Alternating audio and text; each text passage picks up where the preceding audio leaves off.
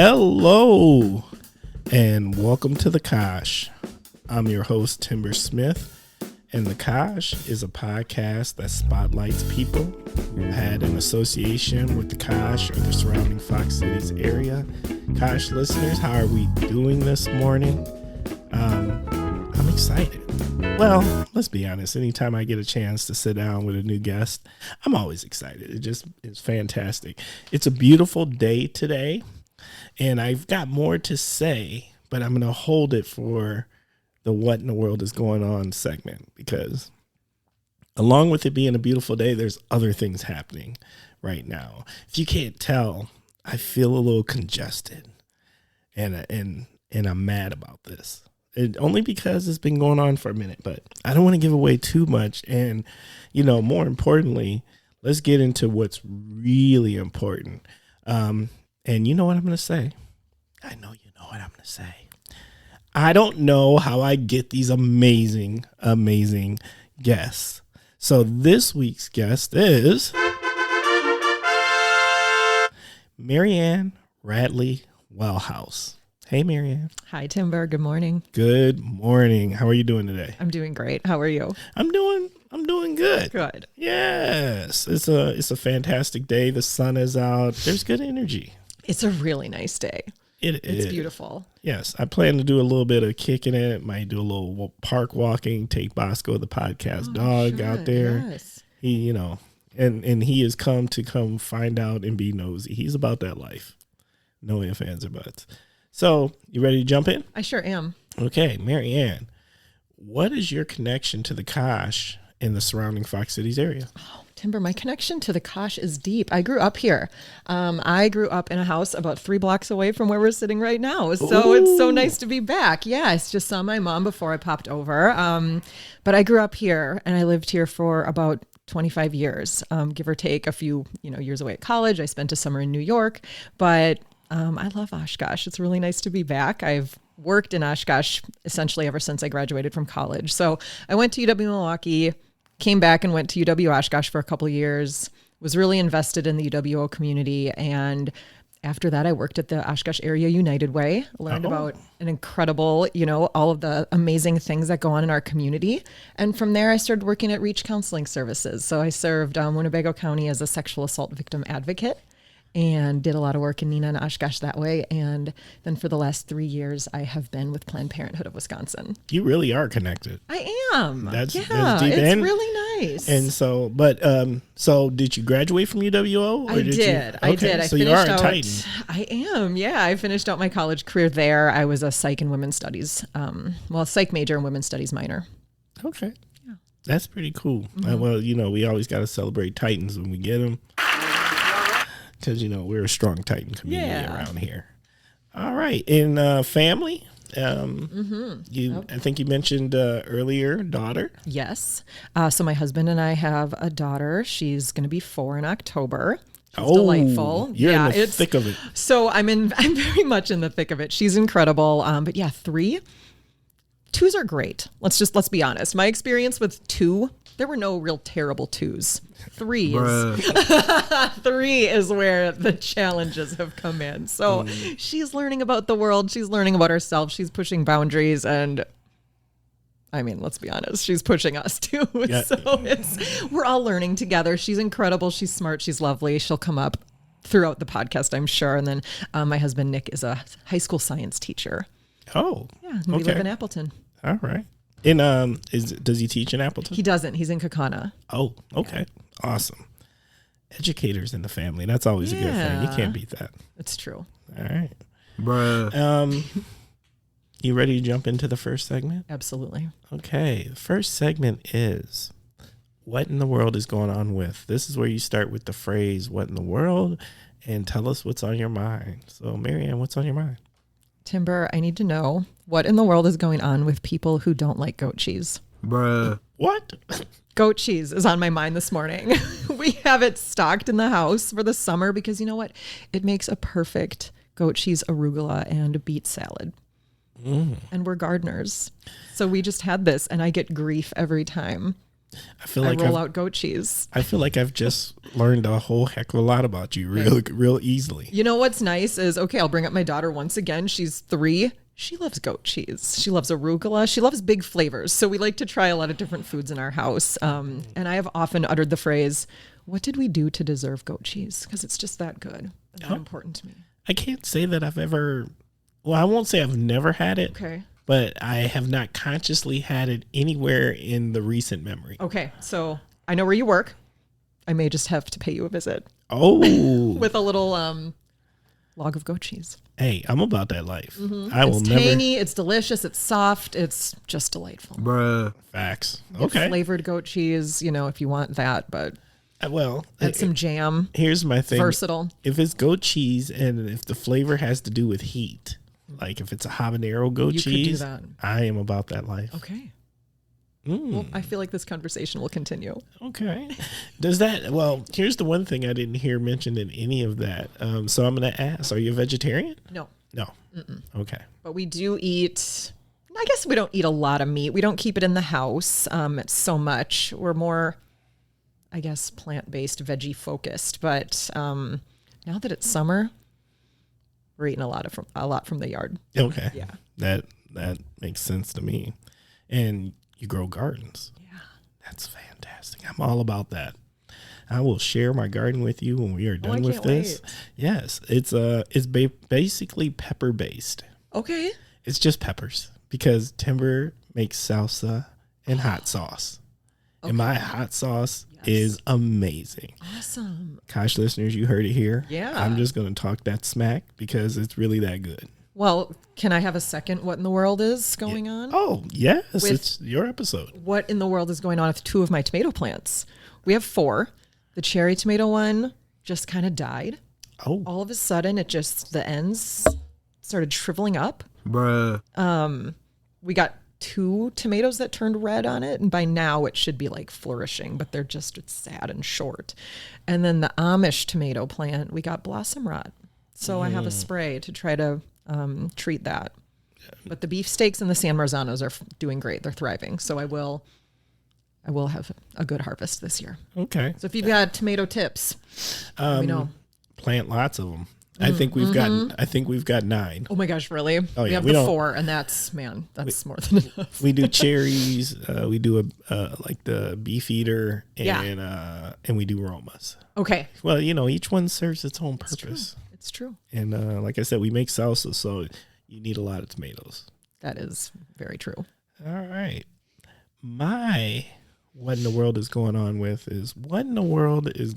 with Wisconsin's bad air quality because of Canada. I don't understand. This is ridiculous. I could see if it was something that went on for maybe like a week, a couple of days, a week, but we're going into weeks, into months, right? That's true. And I feel it. I legitimately feel it. And I feel like there's a haze in the air. And it's like, you got to be kidding me. And I mean, I know it's nothing we can do about it, but we should be able to do something about it. And why is Wisconsin catching it so bad? Yeah. Well, and what's funny is we talked about this a little before we started recording is I just came back from Canada. We were in Alberta. So we were out west, which did have fires, but I think the worst ones are out east now. And it was funny because we had perfect weather in Canada, Alberta. We were in Banff. It was amazing.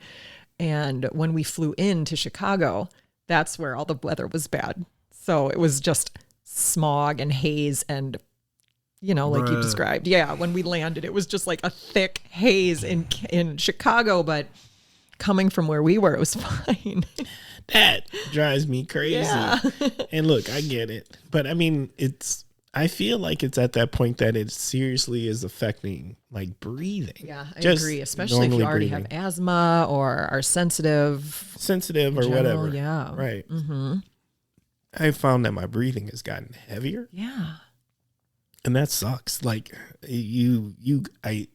breathing is one of those things you seriously take for granted.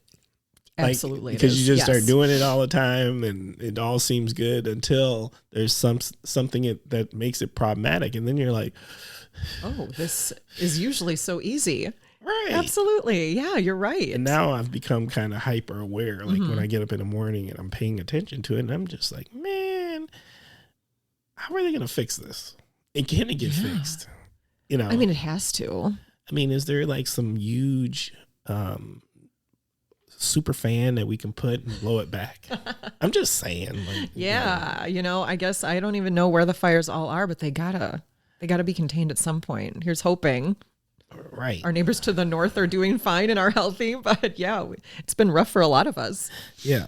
Well, you know, it's not the most horrible thing, but it is something. It's noticeable enough, and it is affecting lifestyle. Absolutely. So that's my what in the world is going That's on fair. with. That's fair. Next segment is word association. Word association is where I'm going to say a word and you tell us whatever is on your mind. And there's one word we always start with. It is the unifying word. It's the word that we all gather around. It brings us together. It is the great word known as food.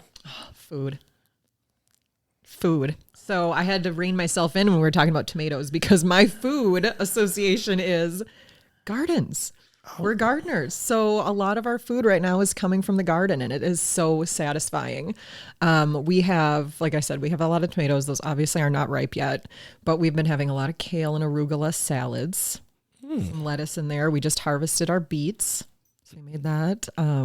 Last year I learned how to can as well because I just you can freeze stuff, but I feel like it changes the composition. It changes the texture, especially of a tomato where they're soft. So I learned to can. And my story that I was so excited about a couple weeks ago, I had brought up a few jars of canned tomatoes that I grew last year. I canned last year. I made a homemade pizza sauce with them from herbs we're growing this year, made some homemade pizza dough, put the sauce on my dough, threw some kale and arugula from the garden on there. Like it was just a homegrown pizza. Like, man, it just felt so good, Timber. That actually sounds kind of tasty. It was great. It was a delicious pizza. Like the satisfaction of knowing that it all came from your garden and your house and you made it. All right. It's like a really, really good feeling. Now I got to ask the question. Yeah. Do you make these pizzas with goat cheese? You do? I do. Okay, I actually didn't think that was going to be the answer. A lot of times when it's pizza night, if I'm going to be like, well, let's just make a pizza dough, it's like, well, let's just see what we need to get out of the fridge, right? Like, oh, we have this cheese left over and we can use up these bell peppers. But yeah, goat cheese is like, oh, so good on pizza. So we're talking about a goat cheese arugula pizza. Mm-hmm. Okay. I'm in. Okay. I'm just going to say I'm in. I need to try this because it does sound kind of tasty. It is. All right. Fantastic. Next word, cocktail or beer? Yes. Facts. So my husband and my father-in-law and I are very into craft beers. I know a lot of people are very into craft beers, but it's like just something that is kind of a ritual for us. We'll get together often. We see my in-laws a lot and we'll just bust out, can after can and just sip. It's kind of like a little beer fest.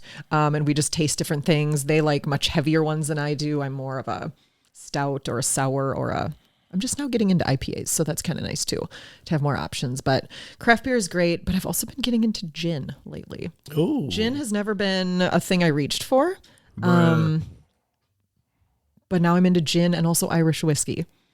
So I don't drink that much, but I like to have a versatile palate. Yeah, we've got a great little bar cart. I love to make cocktails. It's just fun. You can put the herbs from the garden in the cocktails too, Timber. It's all connected.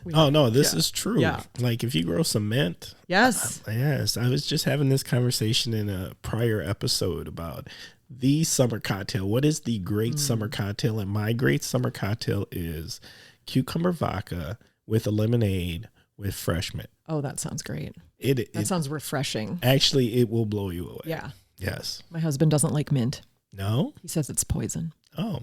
Another thing what in the world? What in the world? Yeah, so we don't do a lot with mint. Can't do but that mint. sounds great. All right. That sounds great.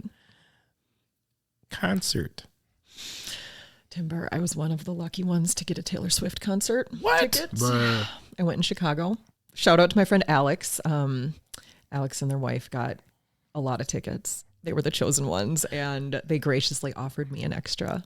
And so I got to get down to Chicago. I drove to Milwaukee. I took the train into Chicago. I walked to my hotel. I walked to Soldier Field. It was a marathon, but it was worth it. It was an incredible show. So it was worth it all. So worth it. Yeah, okay. Absolutely. And I did not actually end up having to pay $2,000 for a ticket. It was just the normal ticket price. So really grateful, really lucked out. You might be one of the first people I've met that have gone to the Taylor Swift concert. It was incredible. Okay. Yeah. That's what's up. What concert have you gone to prior to? You want to know the last one I went to last summer? Yes, I'm curious. Well, actually, my girlfriend and I saw the Goo Goo Dolls when they came to the PAC. Okay. That was nice. The Goo Goo Dolls are just a nostalgia thing. They were at UW Oshkosh when I was 14 and I went. So it was like, oh, I'm 14 and now I'm 38 or however old I was. It was really sweet. But before that, Timber, this is just, I saw the New Kids on the Block in Milwaukee. Oh. I know you know. I love them so much. I know multiple people that anytime they come into the region, they go to that show. Oh. Like, I don't know what it is about it, but those fans are loyal fans. It's true. Yeah. So my sweet story from this last show, my girlfriend and I, it's like each year we go when they tour, like every other year, and we've gotten like progressively better and better seats. And this year we were on the floor. And so when I was like 7, my mom had bought me the New Kids VHS tapes, and I would sit in my living room and I would watch them. And I made a sign that said, "I heart Jordan," and I would hold it up because I'm a Jordan girl. This year I got a selfie with him. So it was like full circle, like 35 years in the making. Full circle. Yes. So it was worth it. It was wonderful. I love them. It's the nostalgia. It's so much fun. I love that you made a reference to things that there are 20-year-olds who are saying, "What's a VHS tape?" Oh my gosh. Okay. Yeah. Do we have to like have a sidebar and explain that? No. Dating myself here for sure. No, that's just keeping it 100. Mm-hmm. Streaming. Not a lot. Aforementioned daughter wakes up early and stays up late. So I don't get a chance to watch or listen to a lot. Well, you know what we watched? We were on vacation, so we had the time, and we watched Beef on Netflix. Have you watched it? No, what's it about? So Beef it starts with this road rage incident between two people who do not know each other. And then it just dives into where these two people are in their lives and why and what led to them being so stressed out. They had this encounter. And then from that road rage incident just spirals into wild scenarios and connections and drama. And it's intense, but it's funny. It's on Netflix. I recommend it. Ali Wong is the main character. Oh, well, I love her. Yeah, she was incredible. So I highly recommend it. Okay, yeah, Beef. I have not heard about Beef, but I'm in the process of looking for something. I just got done watching The Wire. Okay. And it had 5 seasons, and I've always heard how amazing this show is. It's won awards, and people really talk about it. And even officers are like, "Look, this is the one police show. Like, it's kind of legitimate." Okay. Right. And so I was like, okay, let me check this out. And it was everything people said it was. But I binged my 5 seasons over the course of about 2 weeks. That's a good binge. Well, Yeah. And now I'm done. So now I got to find the next thing. And see, I always have these lulls where finding the next thing is hard. It is. Right? It seems that there's unlimited options, but yet so hard to choose. Well, I'm kind of leaving myself open because Murders in the Building is supposed to be coming back soon. And that is like a gift. Have you never seen that one? Never saw it, no. Oh, it's on Hulu with Steve Martin and Martin Short and Selena Gomez. And it's about a podcast where murders are happening and they're reporting on the murders on the podcast. And it's just hilarious. I'm going to throw that one at you. Okay, thank you. Shop local. I have so many recommendations. Go. The listeners are having, I hope they have their pen and pencil out. So I am so lucky to know so many talented people, and I'm going to give them all shout outs right now. Thunderbird Bakery here in Oshkosh. Facts. I've known Liz since preschool. Shout out Liz. Her and her husband are doing great things. You know they got an episode. I'm sure. Good. Yeah. Yes, I didn't see that when I was scrolling, but and I'm going to have to go, and that's going to be my next streaming thing. I'm listening to the Kosh. There you go. Yes. Bruh. Kindred Bakeshop. She's a friend of mine out of, I think she lives in Kaukauna, but she does the Fox Valley. So her cakes are incredible. Look her up on Instagram, Kindred Bakeshop. She's so talented. She's made my daughter's birthday cakes. They're just so lovely. So if you have a sweet tooth, she's where you want to go. Stone and Stems, my friend Jamie. She's a ceramicist. Ooh. And also just started growing really big and beautiful gardens. And you can find her at the farmers markets.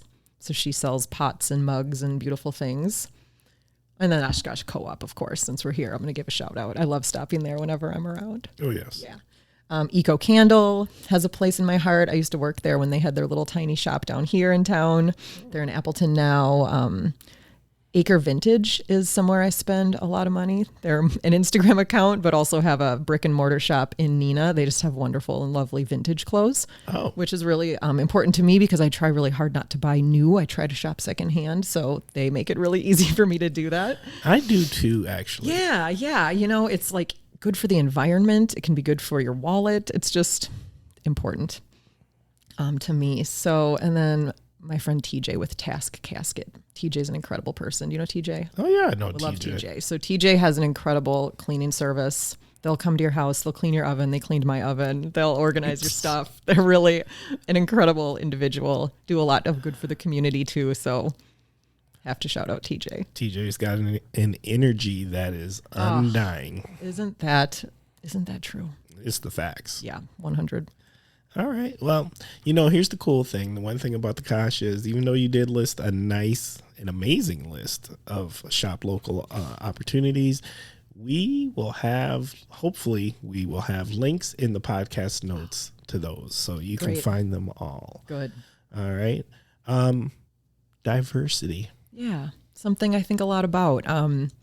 In my, in all like my professional jobs I've had since college, we've always had the DEI initiatives, and those always went how they went, right? It's hard to bring that into work. And I've done a lot of learning on my own, about how you can be a better ally, how you can show up as a white woman, how I can reduce the harm that I can cause in that position. And then also as a mother now. So how do I have these conversations with my daughter when she's young, and just start to normalize those conversations when she's little, and about representation and about people who are different from us. So what we've started to get are these books called A Little Book About, and then they're all kinds of different topics. And they're really lovely. There's ones, A Little Book About Racism, and we read that sometimes. And so she understands that, it just comes out, it says, racism is bad, so it just starts like at a level, the 3-year-old. Right. Just the baseline. Yes, 100%. So like, if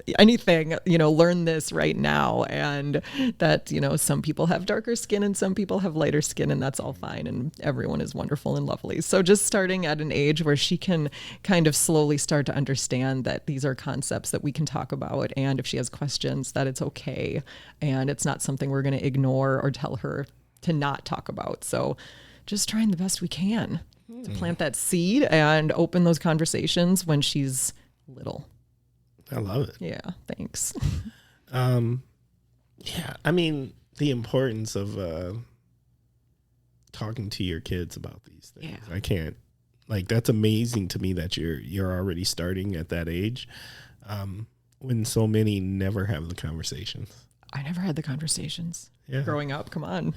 And I think, and not that I'm not blaming anything on that. I just think it's hard to talk about things you may not fully understand yourself, because no one probably had those conversations with your parents. And that's what I see a lot about, like, people that are parenting in my generation, is trying to undo and do better than our parents did. And not that that's any fault of their own right, because we've got generations of kind of like silencing, right? Like generations of different biases, generations of different, I don't know, generations.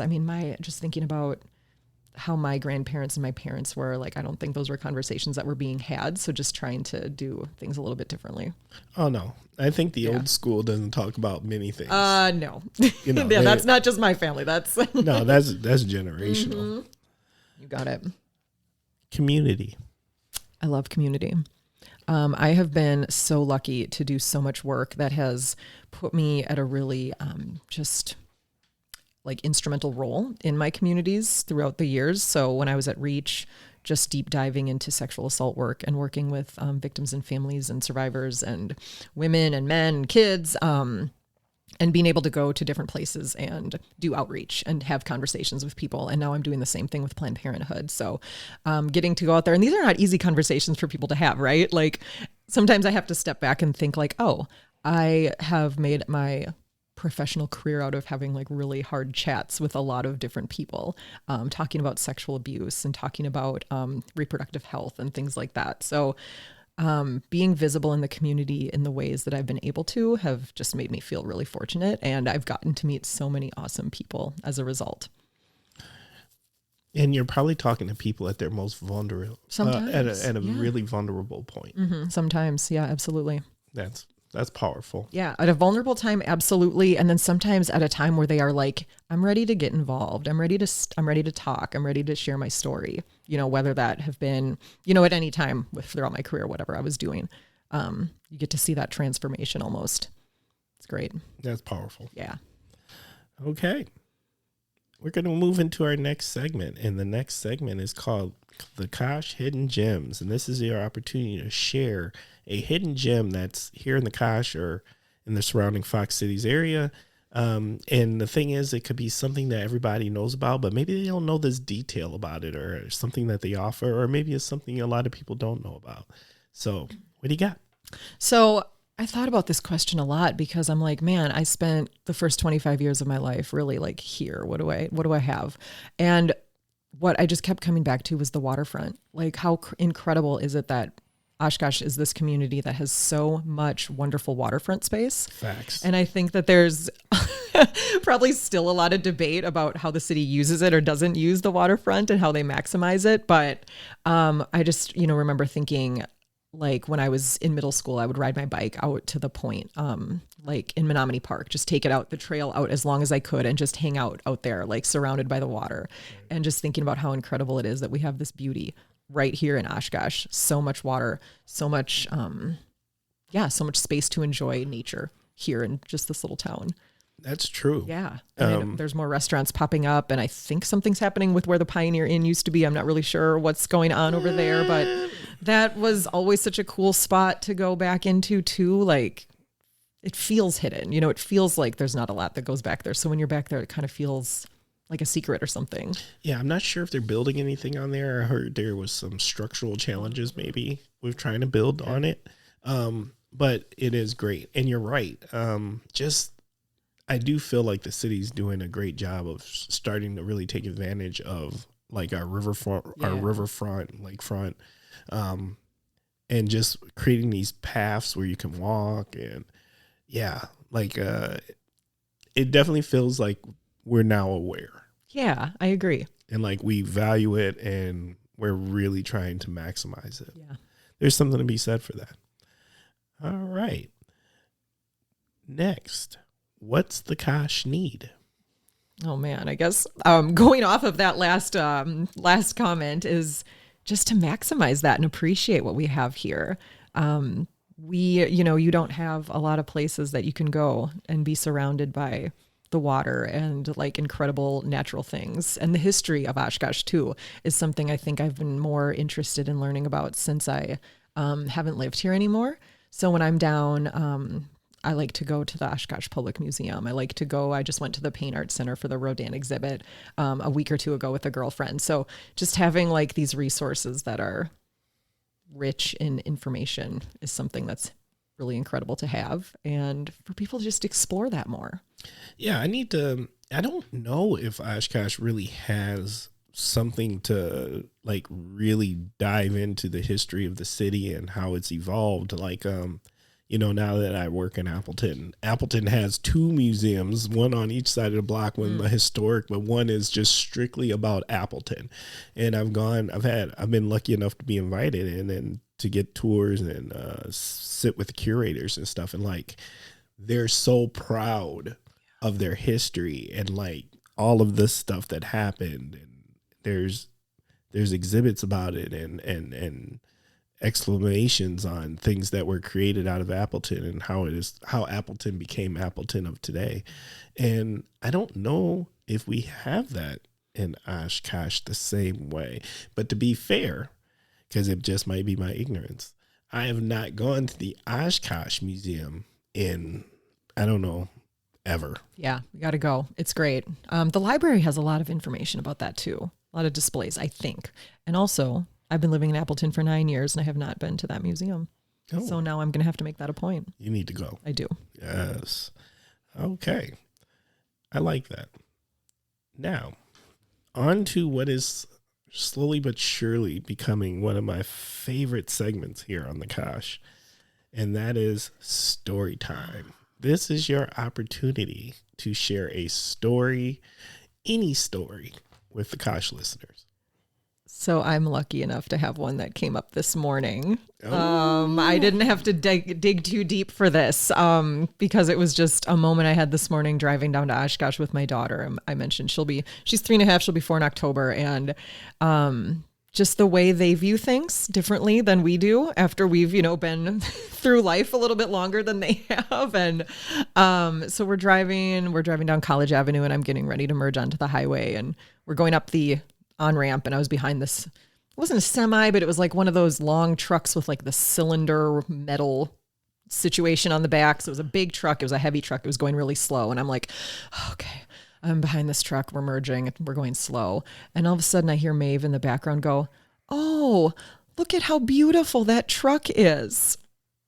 And I was like, what do you like about it? And she goes, look at the circles, or look at the little dots around it. Because there were these little, I don't know if they were like structural or if it was decorative, but just, your listeners can't see me. I'm making a circle motion with my hands. Yeah, she's drawing this out for me right now.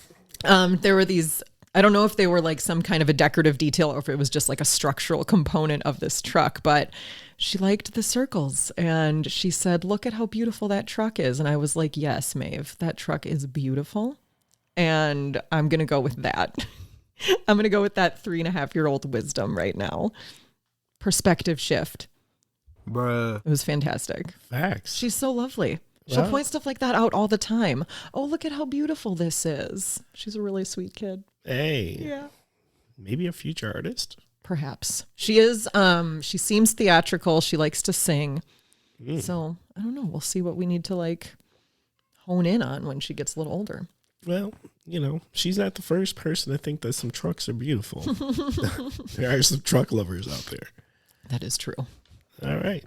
We're going to take a quick commercial break. Did you know there are children in the Fox Valley in need of hearing aids, but their parents struggle to provide them because of lack of insurance or high copays? I am Juliette Sturkins, audiologist and board member of Here in the Fox Cities, and proud that this small local nonprofit organization has helped fund hearing aids for some 30 kids. Your donation would help more children hear. Visit hereinthefoxcities.org to learn more and to see their smiles. Every child deserves to hear.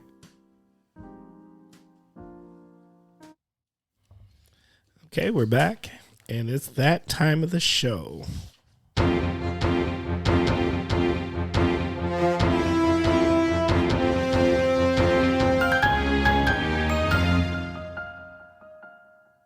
Love it. Every single time. It is time for the topic of the week, and the topic of the week 99.9% of the time is chosen by our guest. So, Marianne, what's our topic of the week? Well, I'm here representing Planned Parenthood of Wisconsin as the Northeast Regional Coordinator in the Public Affairs Department. So I want to talk about what's going on with Planned Parenthood. Okay. Mostly in Wisconsin because that's where I do my work.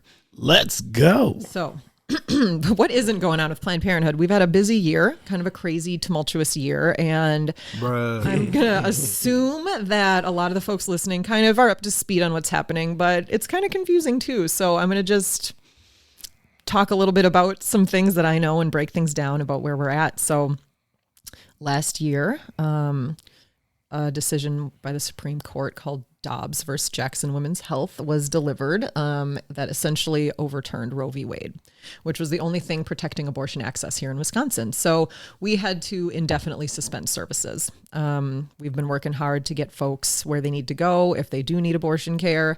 And we've been also working hard to try to get that access reinstated in Wisconsin.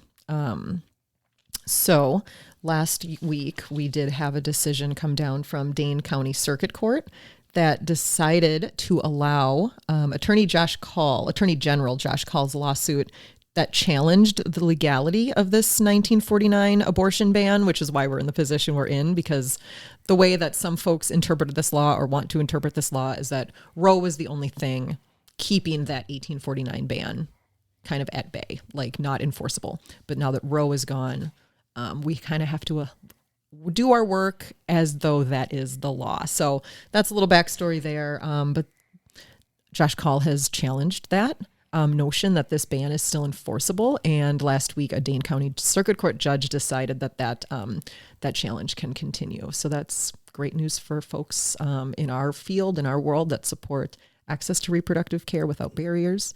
So we're just going to kind of wait and see where that goes. But what it means right now is things can move forward with that challenge.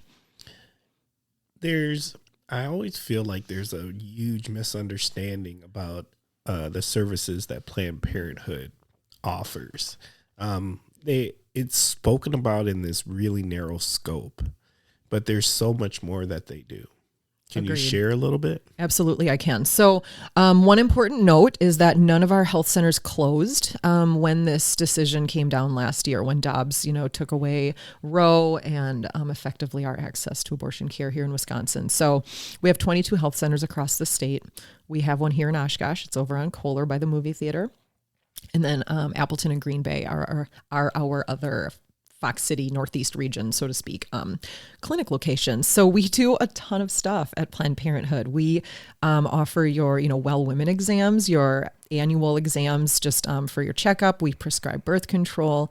We do HIV testing. We do pregnancy testing. We do sexually transmitted infection testing and treatment. We also do a lot of cancer screenings, which is really important. Yeah, information. So breast cancer, testicular cancer, life-saving health care. We're a lot of a lot of their go-to. A lot of folks come to us for their main, source of healthcare. We're their clinic. So we can serve folks who are uninsured or underinsured, or people with just like traditional insurance. We do bill insurance, and I think sometimes folks don't think we do or that we can, but we absolutely can. So if you want us to be your provider, come and see us. You can get an appointment online. You can call. But two of our newest services, which we're super excited to offer, are first our gender-affirming hormone therapy. So for our trans and non-binary community members who, previously were having to go to Chicago or somewhere further away to access this kind of care, we are currently offering it at our La Crosse and Eau Claire health centers in person. That's our kind of our pilot sites. And I know the plan is to offer it statewide in person. However, people can access that service from any of our health centers via telehealth.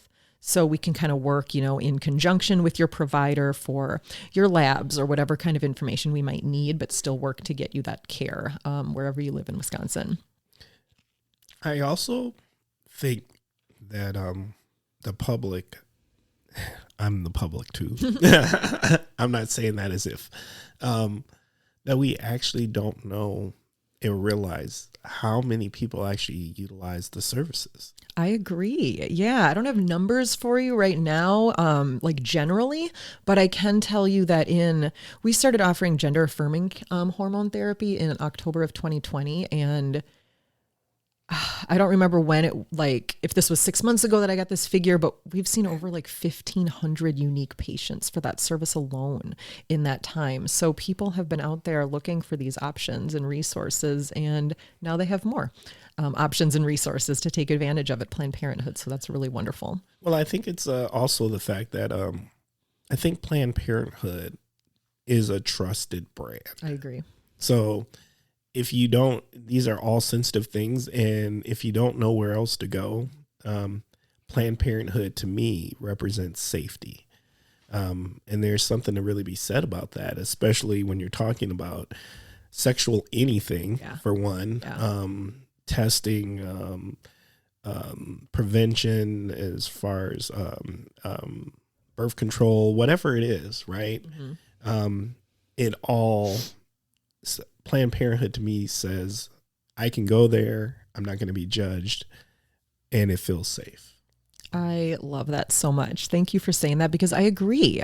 We strive to be that trusted, non-judgmental, compassionate, safe space for folks no matter what they're walking in with, because you're right, this stuff is hard to talk about changing conversations and generations of silence around certain sticky topics. Like, this is one of them.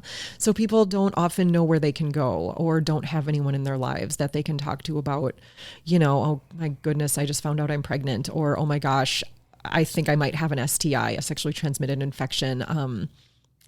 I know I can go to Planned Parenthood and they can help me, navigate what my choices are. So thank you. I agree. And we work really hard to try to make that, that safe space in our communities. Where else? So there's a location here in Oshkosh. There's a location in Appleton. Is there anywhere else in the Fox Cities region where there's locations that people can go to? So not Fox Cities proper, but so there's Oshkosh, Appleton, Green Bay. And then in this part of the state, we have a center in Sheboygan and Manitowoc.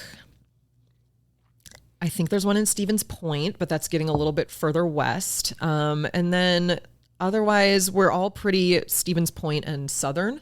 Eau Claire and La Crosse on the west side of the state. And then there's several clinics in like the Madison and Milwaukee area.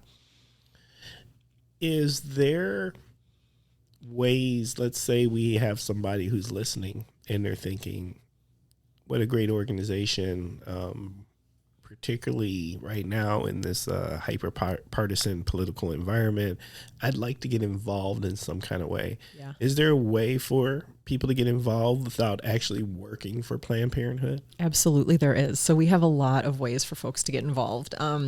So I'm the Public Affairs Regional Coordinator. So as part of my work, I just work to make connections with community agencies and individuals in my region. So that's like Oshkosh to Green Bay, who wants to do what, and everyone has a different skill set or different interests, right? So one of the things we're doing this summer is canvassing. So we're just doing healthy neighborhood canvasses, which is a pretty, and I mean, I want to say easy because it's not like necessarily a political canvas. We're not going and knocking doors and asking people to vote for certain folks. We are going to doors that are people we know are Planned Parenthood supporters.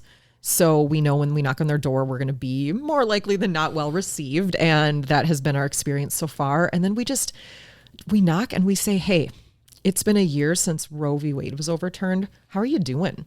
And just open up a conversation like that. And it's been incredible, the response that we've gotten. Like the conversations we've gotten to have with people in our regions has been, I mean, just incredible. Like when you give folks that invitation and opportunity to just have these conversations that they may not be having with their friends or their family members, but they feel strongly.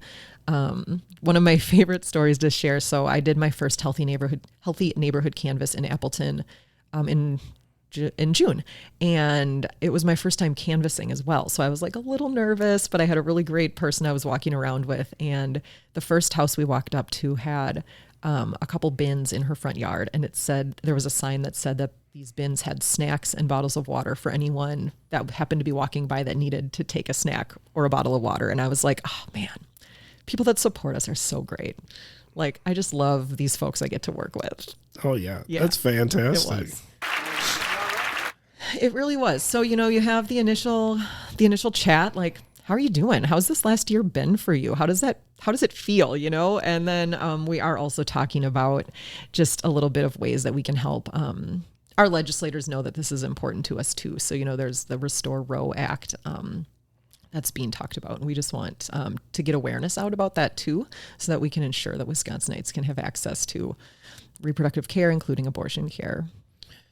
How has the conversation or even the environment shifted since that decision? Yeah. So, well, were you downtown at that rally last year? You know about it.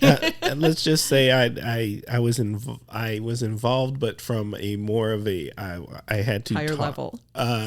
Bird's eye view. a working aspect is what I will call it. I got you. So people came out. People showed up for that. And I think that's kind of what we've seen since is people are like, screw this. I'm not staying quiet anymore about these things that are important to me.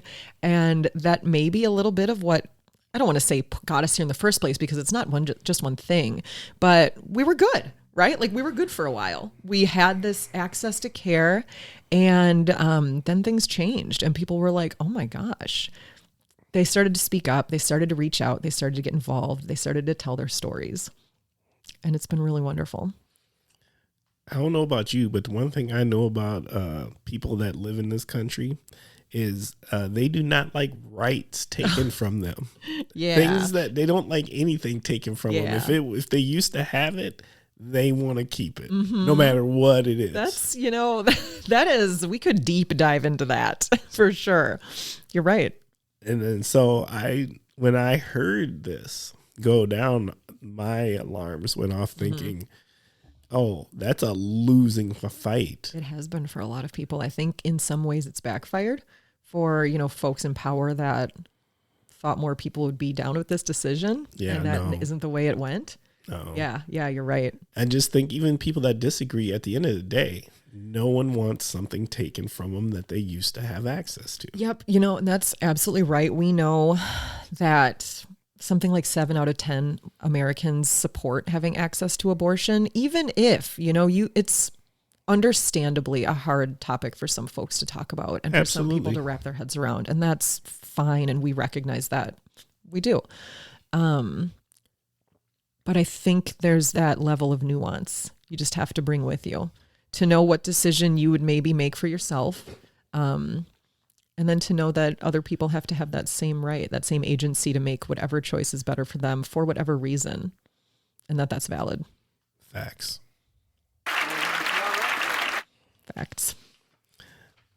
Okay. I forgot one more service we started offering. Oh, let's go. I forgot to list this right after gender affirming care. This past spring, we started offering vasectomy services. What? Yeah, in just our Water Street Clinic in Milwaukee. But we're doing it in partnership with Freightert, I believe. And some physicians are coming 2 days a month to provide this care. So speaking of folks stepping up, folks that can get this service have been reaching out, and we've been pretty booked with it. It's my understanding. So, oh, well, I could see that. Yeah. I could see that. It's been good. Especially during March Madness time. I don't know if you knew about that statistic. I don't know if I do. The most vasectomies are done during March Madness. Okay, I get it. I'm on board. Yep. Right, because you're not moving around. That is true. You got to sit. You got to sit. Might as well sit and watch the games. That is so funny. I love that. It's just true. That's smart. It is. There are a lot planned around that time. All right. Okay. Before we wrap up this segment, is there any last things you want to share with the Kosh listeners? On that topic? Yes. Well, I would say get in touch with me if you do want to hang, if you do want to learn more, if you want to just have a chat, if you want to learn more about opportunities. Can my email address be tagged in the Yeah. notes? We can do that. Look, Okay. you control the notes. All Whatever you right, send me to okay. put in them, I'm going to put in them. I will make some notes. So look up look up the podcast, look up this episode. I just really like to get in touch with folks and talk about things. So All right. So Yeah. you're offering to have I conversation. am. Yeah. Okay. You know what? That's the best offer. Accessibility. 100%. I love It's it. important. All right. Well, thank you. And we are going to start winding down now. Kosh listeners, thank you. Thank you. Thank you. Thank you for spending time with us. Thank you for giving us your minds. Thank you for listening. We're a work in progress. We're always trying to improve. I think we're doing some amazing things. We're sharing voice. We're letting you know who's in our community. We're letting you know about services. And then we're also hoping that you take these conversations and find ways to engage and connect. It feels special. And I can tell you, you may not all know, but there's some really amazing connections that have happened through the Kosh in the communities and things that are moving forward because people have listened to an episode and have met people. So it's pretty sweet. Once again, please feel free to reach out to us. Our email is askthekosh@gmail.com. Once again, that is askthekosh@gmail.com.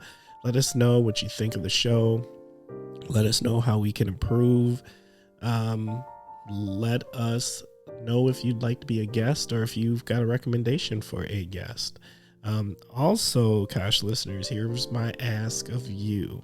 If you're enjoying the show, please tell your friends, family, coworkers, colleagues, whoever it is about it, and have them listen to episodes that represent them or episodes that relate to things going on with them. Also, take the time, leave us a review. Super, super important. We need all the reviews we can get, good, bad, or indifferent. And also, there's one more thing, and I'm totally going to space it besides the review. Oh, subscribe. Please subscribe. Okay. Thank you. And now, on to what is truly my favorite part of the show. It is shout out time. Okay, Marianne, what you got? So I'm thinking about this as I sit here and thinking, who would have I not already given a shout out to? You can shout out twice. It's not like it's a bad thing. Go revisit the part where I gave all my Shop Small shout outs because those are all truly incredible folks. But I also want to give just a big shout out to my former place of employment, Reach Counseling.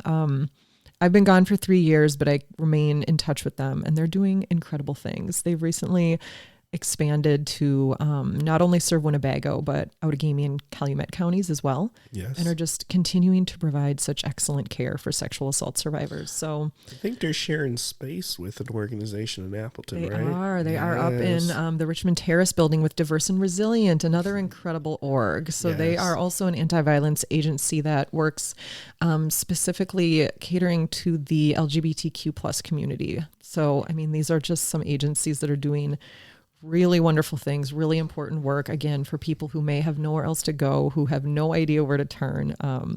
So shout out to them. You know, that work is hard. I did it for a long time, and I'm just really glad to see that folks are carrying on and continuing doing it and serving the community in such wonderful ways. Yes. Yes. Wait, that was it? You didn't have no more shout outs? Man, I don't know. Hey, I like it. Well, hey. Okay, so my shout outs this week, I want to give a shout out to Andy. Andy's our new communications executive for the city of Appleton and has quickly become my partner in crime in many things. Hey, Andy, I appreciate you. Just want you to know. Shout out to, we have kicked off a new podcast. We have ventured out and actually got the city of Appleton, particularly my boss, to allow us to do a podcast called Appleton Engaged. And Appleton Engaged is a podcast where we are sharing the resources that are in the Fox Cities region. Often it's not that we don't have the resources that can help people in need.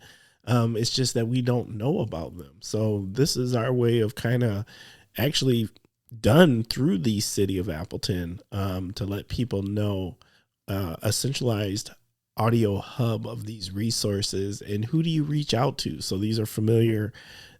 After you listen to an episode, they will now become familiar contact points, and you'll understand more about what these organizations offer and they do. So it's a unique opportunity. We think it's pretty special, something different to offer from a local government aspect. So thank you there. Thank you to Martha Franco, girl. And big shout out to my man, Dan Weber. Just a great man. That's all I'm going to say about that. Big shout out to Dr. Yarborough and Dr. Ponder over at Lawrence. I had a great meeting with them. I just think there's amazing things to come out of that particular higher ed institution. I'm really enjoying their leadership and the direction that they're taking things. Big shout out to Matt and Andy over at the History Museum at the Castle. I got an opportunity. I was invited in to tour it, and it is cool. It's an old Masonic temple, and I'm just going to leave it at go check it out. And it has an amazing Houdini display because, Appleton, they go Houdini hardcore. I love Houdini in Appleton. They do. Mm-hmm, it's true. And my last shout outs go to my sister Tiff, her husband Matt, my niece Zuri, and the Runyons. We got an opportunity.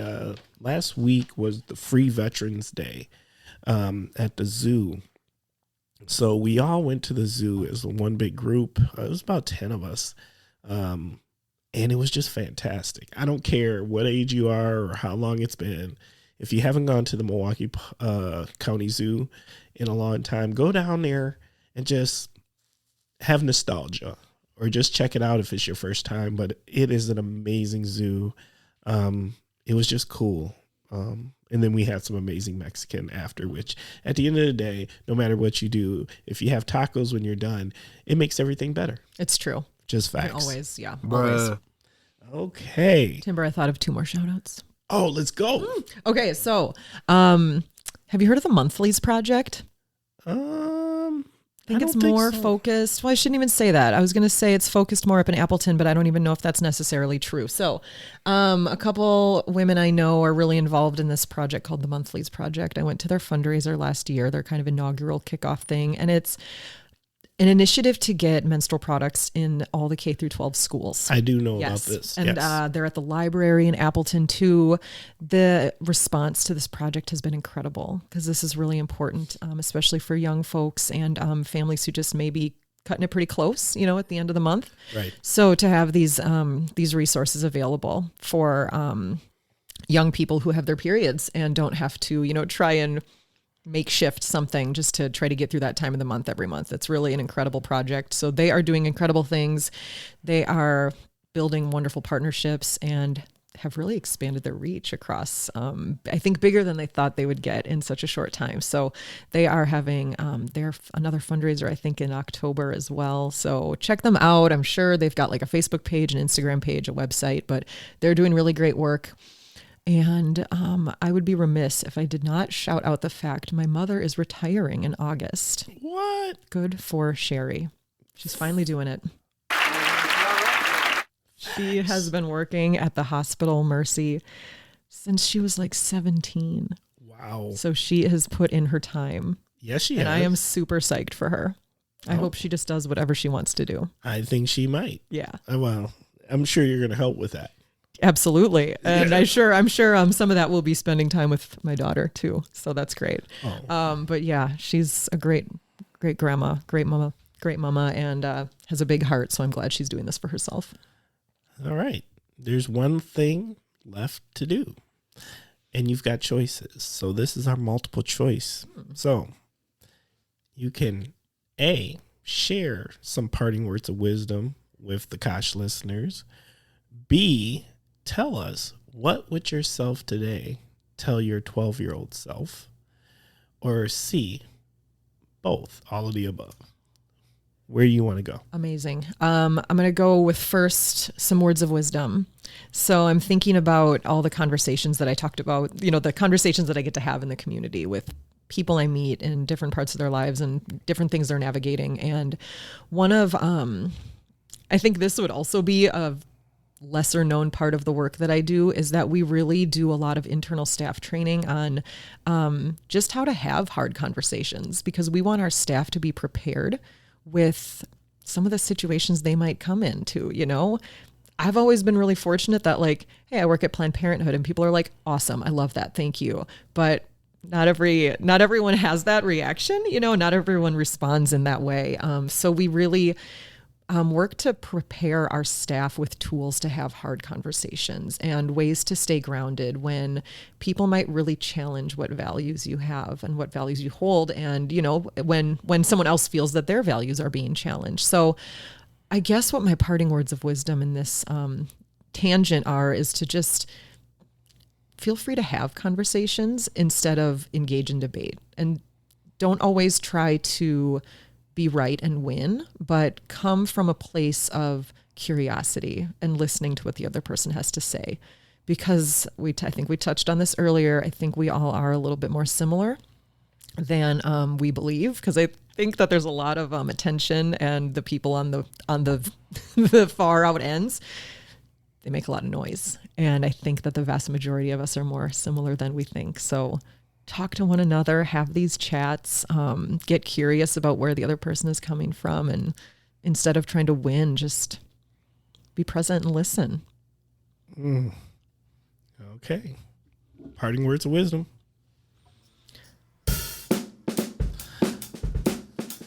Powerful. All right, Marianne, what'd you think? I had a blast. Thank you so much for bringing me on. Facts. This was great. The Kosh.